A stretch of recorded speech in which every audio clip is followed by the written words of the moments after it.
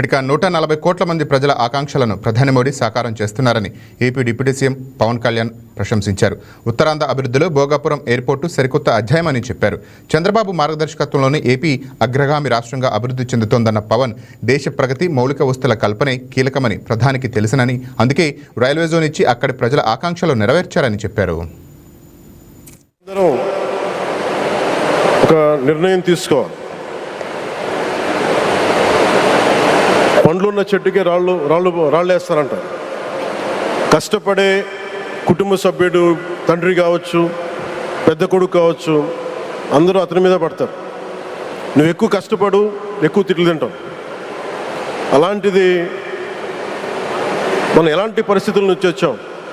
భారతదేశం ఒక పరిస్థితిలో బంగారాన్ని కూడా తాకట్టు పెట్టుకునే పరిస్థితి వచ్చింది.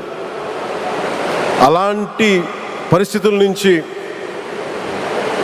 దశాబ్దం పైనుంచి మూడోసారి ప్రధానమంత్రిగా ఆయన ఈ రోజున మన దేశాన్ని నడిపిస్తూ ఉన్నారు.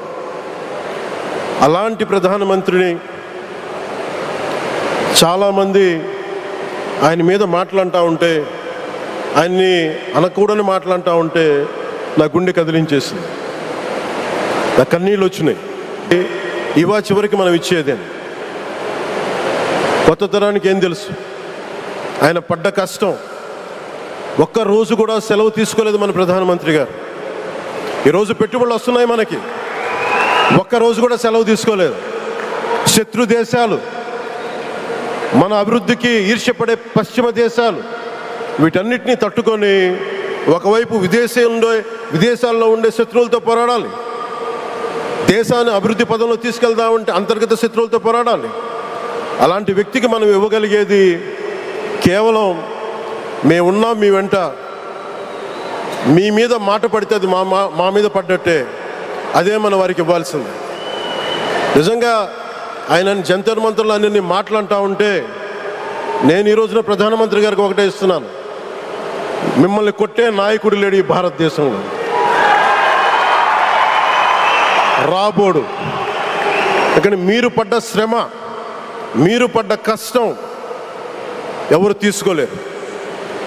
ఎన్ని బాధలు పడ్డా, ఎన్ని దెబ్బలు తిన్నా ఈరోజు మనం గర్వంగా చెప్పుకుంటున్నాం. మన ఉత్తరాంధ్రకి ఎయిర్పోర్ట్లు వచ్చినాయి, ఇన్ని లక్షల పెట్టుబడులు వచ్చింది ఆంధ్రప్రదేశ్కి. కానీ ఇవన్నీ తట్టుకొని చెయ్యాలి అంటే 144 కోట్ల తాలూకు ప్రజల ఆకాంక్షల్ని ఎంతోమంది వెనక్కి లాగుతున్నా, ఒకళ్ళు ముందుకు తీసుకెళ్లాలంటే ఎంతమంది తిడుతున్నా, విమర్శిస్తున్నా తీసుకెళ్తున్నారంటే ఒకే ఒక నాయకుడు, ప్రధానమంత్రి శ్రీ నరేంద్ర మోదీ గారు.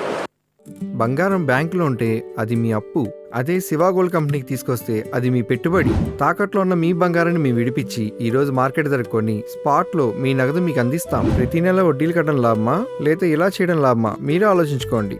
శివ గోల్డ్ కంపెనీ, అప్పులేని ఆనందకరమైన రేపటికి సరికొత్త మార్గం. జస్ట్ ఒక కాల్ చేయండి. తాకట్లో ఉన్న మీ బంగారాన్ని విడిపించి ఈ రోజు మార్కెట్ రేట్కే కొనబడును.